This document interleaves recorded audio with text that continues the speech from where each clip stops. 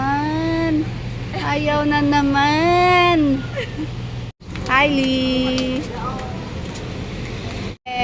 So, mababa tayo. Dahil yung swimming pool ay nasa ground floor.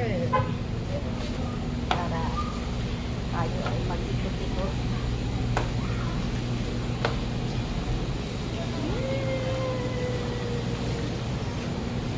Yan, nandito na tayo.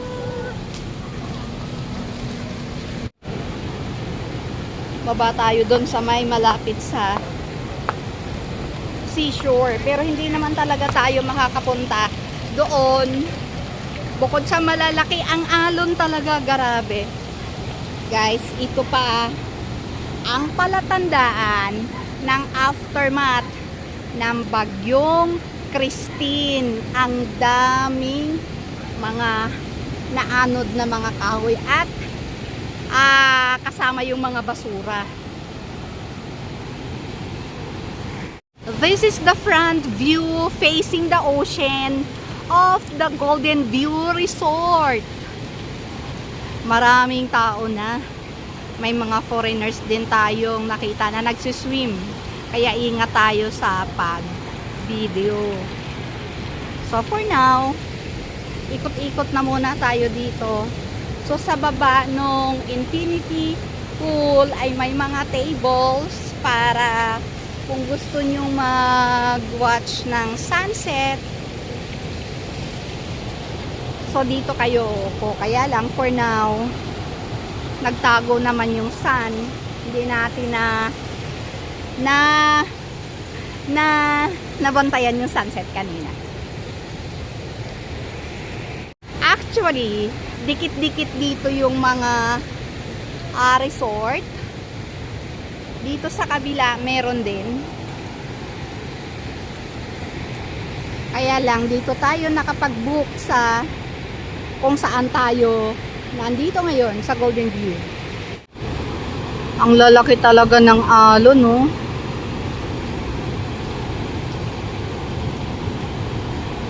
Kaya walang pinapayagan na mag-swim, sabi ng lifeguard dito. Hi, Alex!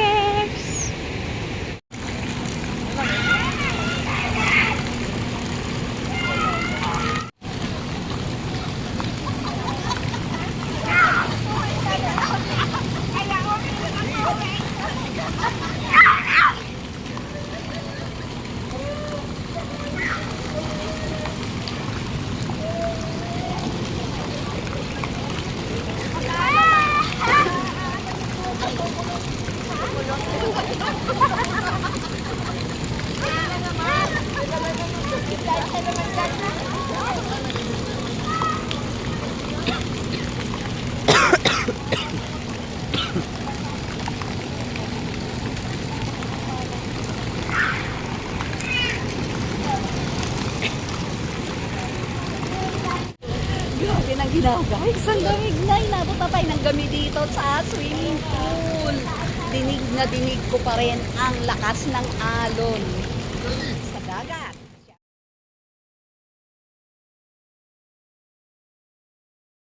Balik na tayo sa room. Ay, magbabadlaw na tayo muna. Ito yung front view ng ating hotel room. Mayroong infinity pool na malaki. And then, dagat na malalakas ang alon. So, hindi tayo pwedeng mag-swim. Hi, Lee! Hello! Welcome to my vlog! So, itong dalawang rooms na to ay occupied natin. Andiyan may mga kasama tayo sa kabilang rooms at saka dito.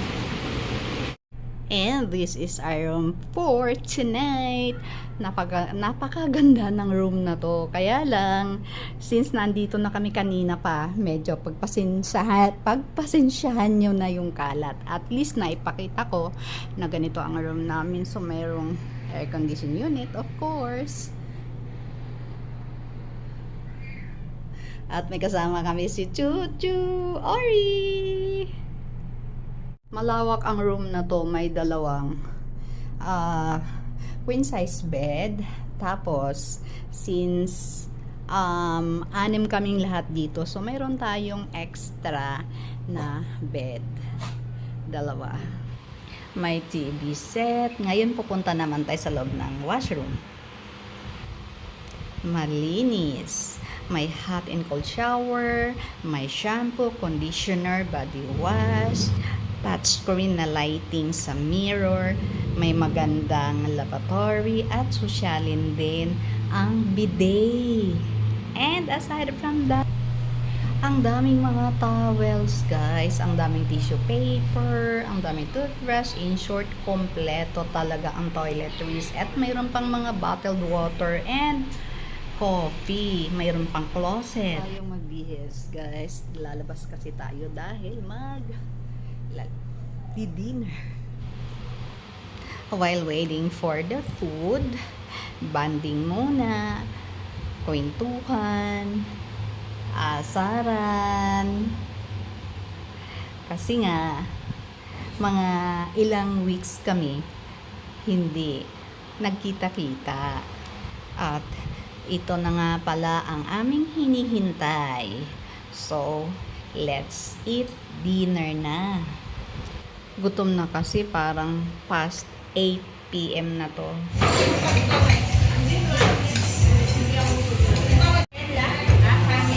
At nung patapos na kaming kumain, biglang bumuhos ang ulan na napakalakas na naman. Bigla kong naisip, baka nag-U-turn na nga agad-agad si Christine.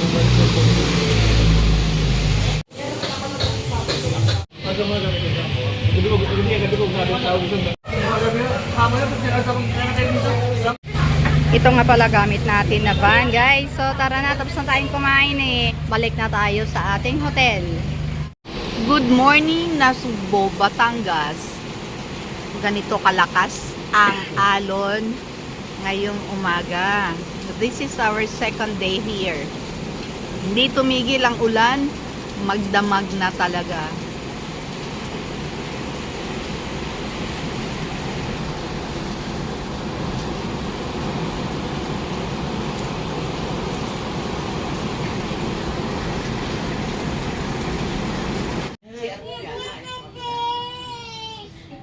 Napakalakas ng ano eh, sa malos ang ano yung mga puno. Dadala na sa loob. Buffet breakfast. Ito nga pala yung dining area ng resort. So, magbe-breakfast tayo ngayon. Yes, a buffet breakfast.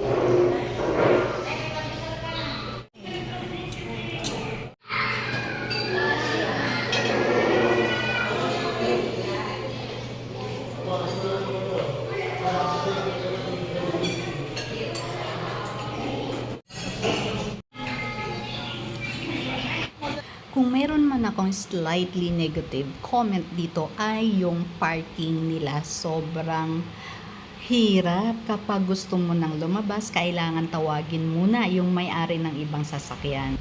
Okay, so tara guys, pauwi na tayo ng Gumaca. May mga signage na landslide prone area. Kaya marami talaga kaming dinaanan ng mga landslide both sides.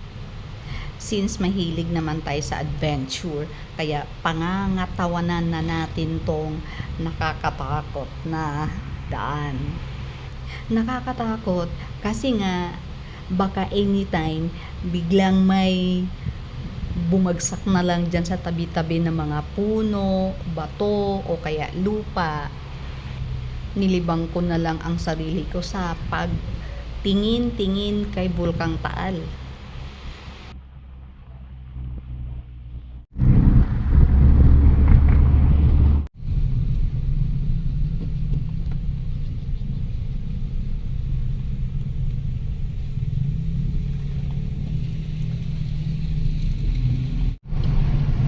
Location check, nandito na tayo sa Chaong, Quezon ngayon. Kanina galing lang tayo ng Nasugbo, Batangas. Kung makikita nyo, may tubig pa rin dito. Dumaan nga pala tayo dito sa Espresso Calde para mag kape. Espresso de Calde. Nandito to sa paglabas galing sa Diversion Road. Tara, pasok tayo.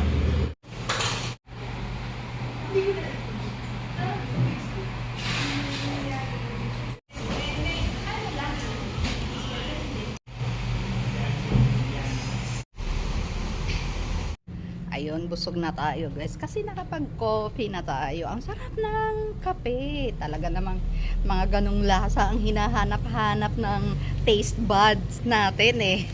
At saka yung ano nga ba? Cheesecake. Ayun. So, paborito.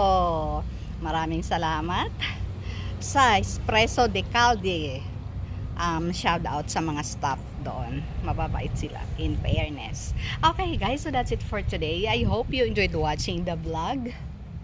But please don't forget to subscribe my channel, Pastime, etc. And hit that bell for you to be notified with the next upload. Bye, have a good one.